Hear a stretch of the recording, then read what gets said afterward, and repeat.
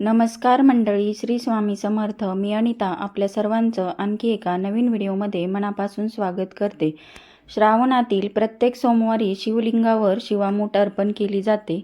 प्रत्येक सोमवारी वेगवेगळे धान्य शिवामूठ म्हणून वाहिले जाते. पहिल्या सोमवारी तांदूळ आपण वाहिले होते व आता दुसऱ्या सोमवारी तिळाची शिवामूठ आलेली आहे. त्यामुळे आपण तिळाची शिवामूठ कशी अर्पण करायची हेच आजच्या व्हिडिओमध्ये बघणार आहोत. तर बघा, पूजेला सुरुवात करण्यापूर्वी आपल्याला असा एक दिवा लावून घ्यायचा आहे, म्हणजे अग्नीला साक्षी मानून आपण पूजेला सुरुवात करायची आहे. दिवा लावून घेतल्यानंतर बघा, मी इथे छोटीशी तयारी करून घेतलेली आहे. त्यानंतर आपल्याला गणपती बाप्पांची स्थापना करायची आहे. त्यासाठी मी इथे एक सुपारी घेतलेली आहे व त्या सुपारीला मी अगोदर स्वच्छ पाण्याने अभिषेक करून घेते आहे. तर बघा, अशा पद्धतीने आपल्याला स्वच्छ पाण्याने, त्यानंतर दुधाने व नंतर पुन्हा स्वच्छ पाण्याने अभिषेक करून घ्यायचा आहे व ओम गण गणपतये नमः या मंत्राचा जप करायचा आहे. अशा पद्धतीने आपल्याला गणपती बाप्पांना अभिषेक करून घ्यायचा आहे व त्यानंतर गणपती बाप्पांची आपल्याला पंचोपचारे स्थापना करून घ्यायची आहे. आपल्याकडे जर धातूची मूर्ती असेल तर ती देखील आपण इथे पूजेमध्ये ठेवू शकतो. तर बघा, मी इथे छोटंसं एक लाल कापड ठेवलेलं आहे व त्यावर थोड्याशा अक्षता ठेवून त्यावर हळदी कुंकू वाहून घेते आहे व त्यानंतर आपल्याला तिथे सुपारी ठेवून पुन्हा त्याला हळद कुंकू वाहून घ्यायचं आहे व फूल वाहून घ्यायचं आहे. अशा पद्धतीने आपल्याला गणपती बाप्पांची स्थापना करून घ्यायची आहे. त्यानंतर मुख्य पूजेला आपल्याला सुरुवात करायची आहे. त्यासाठी आपल्याला इथे एक ताम्हण लागणार आहे. तर ते ताम्हण घेतल्यानंतर आपण त्यामध्ये चंदनाने स्वास्तिक काढून घ्यायचं आहे.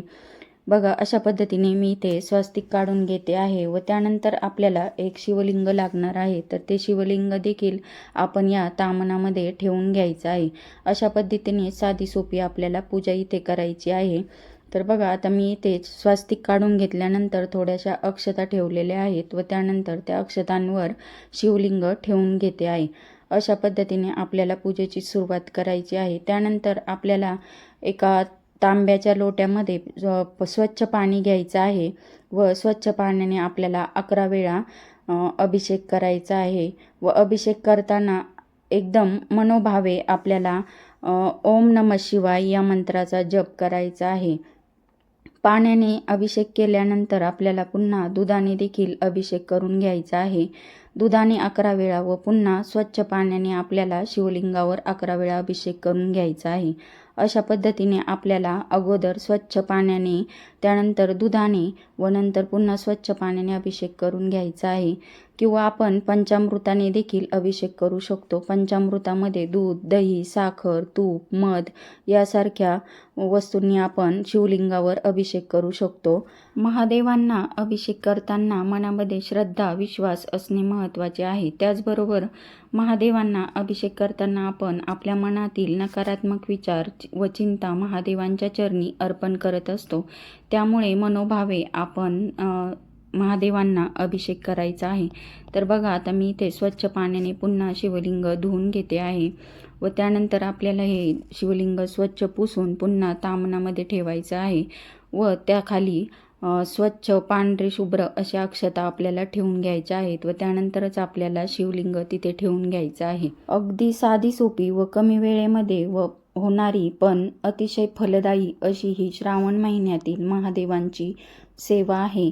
तर बघा, आता इथे अभिषेक करून घेतल्यानंतर मी इथे शिवलिंग ठेवून घेतलेला आहे. त्यानंतर आता चंदनाचा टिळा लावून घ्यायचा आहे व भस्म अर्पण करायचं आहे. 3 बोटांनी आपल्याला शिवलिंगाला भस्म लावून घ्यायचं आहे. ही 3 बोटांनी आपण भस्म का लावतो तर ब्रह्मा, विष्णू आणि महेश यांचं प्रतीक म्हणून 3 भस्म त्रिपून काढले जाते. अशा पद्धतीने आपल्याला भस्म लावून घ्यायचं आहे व त्यानंतर आपल्याला इथे वस्त्रमाळ, कापसाची वस्त्रमाळ अर्पण करून घ्यायची आहे व थोड्याशा अक्षता देखील अर्पण करायच्या आहेत. बघा, विशेषतः श्रावणातील प्रत्येक सोमवारी शिवलिंगावर अभिषेक करून गंध, अक्षता, फुले, बेलपत्र व शिवामूठ अर्पण करावी. तर बघा, अशा पद्धतीने अगदी साधी सोपी ही पूजा आहे. ही पूजा आपण मंदिरामध्ये जाऊन देखील करू शकतो किंवा घरच्या घरी आपल्याकडे जे उपलब्ध साहित्य असेल त्यामध्ये देखील आपण करू शकतो. कारण देव हा भक्तीचा भुकेला आहे. त्यामुळे आपल्याकडे जे साहित्य आहे त्यामध्ये आपण मनापासून जर देवाची भक्ती केली तर देव हा नक्कीच आपल्याला पावतो. तर बघा, मी इथे पांढरी फुले अर्पण करून घेते आहे, कारण महादेवांना पांढरी फुले ही खूप प्रिय आहेत. फुले अर्पण करून घेतल्यानंतर आपल्याला बेलपत्र अर्पण करायचं आहे. तर बघा, अशा पद्धतीने आपल्याला बेलपत्र हे स्वच्छ धुवून घ्यायचे आहेत. त्यानंतर व्हिडिओमध्ये दाखवल्याप्रमाणे आपल्याला जी शेवटी बेलपत्राच्या शेवटी जी गाठ असते ती तोडूनच आपल्याला बेलपत्र हे व्हायचं आहे. बेलपत्राचा जो गुळगुळीत भाग असतो तो आपल्याला शिवलिंगावर अर्पण करायचा आहे व समोरचा जो भाग आहे तो आपल्याकडे ठेवायचा. अशा पद्धतीने आपल्याला बेलपत्र अर्पण करून घ्यायचं आहे. बेलपत्र हे आपण 11, 21, 108 या प्रमाणात देखील वाहू शकतो. अशा पद्धतीने आपण ही साधी सोपी पूजा करायची आहे. बेलपत्र अर्पण करताना आपल्याला मनापासून ओम नमः शिवाय या मंत्राचा जप करायचा आहे. त्यानंतर आपण पूजेला नैवेद्य दाखवायचा आहे. नैवेद्यामध्ये आपण दूध साखरेचा किंवा खडी साखरेचा देखील नैवेद्य दाखवू शकतो. अशा पद्धतीने साधी सोपी पूजा करून घेतल्यानंतर आपल्याला शिवामूठ अर्पण करायचे आहे. तर बघा, दुसरा श्रावणी सोमवार आहे, त्यामुळे तीळ वाहण्याची प्रथा आहे, म्हणून इथे मी तीळ घेतलेले आहेत. तर बघा, अशा पद्धतीने आपल्याला आपल्या हातामध्ये थोडेसे तीळ घ्यायचे आहे व मूठ उभी धरायची आहे. तर बघा, हे तीळ काही जण ओले करून वाहतात. तर बघा, थोडंसं पाणी टाकून हे तीळ मी इथे ओले करते आहे. तीळ वाहण्याच्या 2 पद्धती आहेत. तर अशा पद्धतीने पहिल्या प्रकारे थोडंसं पाणी टाकून तीळ ओले करून शिवलिंगावर शिवामूठ अर्पण केली जाते व दुसऱ्या पद्धतीमध्ये हातामध्ये थोडेसे तीळ घ्यायचे व दुसऱ्या हाताने त्यावर थोडं पाणी सोडायचं व शिवलिंगावर शिवामूठ अर्पण करायचे आहे. अशा पद्धतीने शिवामूठ अर्पण केली जाते. शिवामूठ अर्पण करताना एक मंत्र म्हणायचा आहे, तो असा की शिवा शिवा महादेवा, माझी शिवामूठ ईश्वरा देवा, मनातल्या इच्छा पूर्ण करा देवा. असा मंत्र आपल्याला शिवामूठ अर्पण करताना म्हणायचा आहे. लक्षात घ्या की आपल्याला जे तीळ व्हायचे आहेत ते पांढरे असले पाहिजेत. काळे तीळ आपल्याला शिवामूठ म्हणून व्हायचे नाहीत. तर बघा, अशा पद्धतीने पूजा करून घ्यायची आहे.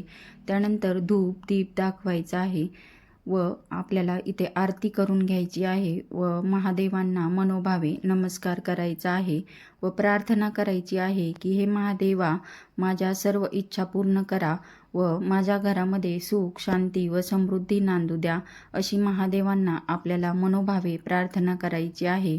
त्यानंतर आपल्याला शिवलीलामृत या ग्रंथातील 11व्या अध्यायाचे पठण करायचे आहे. त्याचबरोबर जर आपल्याकडे नित्यसेवा स्तोत्र व मंत्र हे पुस्तक असेल तर त्यामधील आपल्याला शिवमहिम्न स्तोत्र या स्तोत्राचे पठण करायचे आहे. म्हणजे आपल्याकडून जेवढी सेवा होईल तेवढी आपल्याला या दिवशी करायची आहे, कारण श्रावण महिना हा खूप पवित्र महिना आहे. तर बघा, अशा पद्धतीने आपल्याला साधी सोपी पूजा करायची आहे व शिवामूठ अर्पण करायची आहे.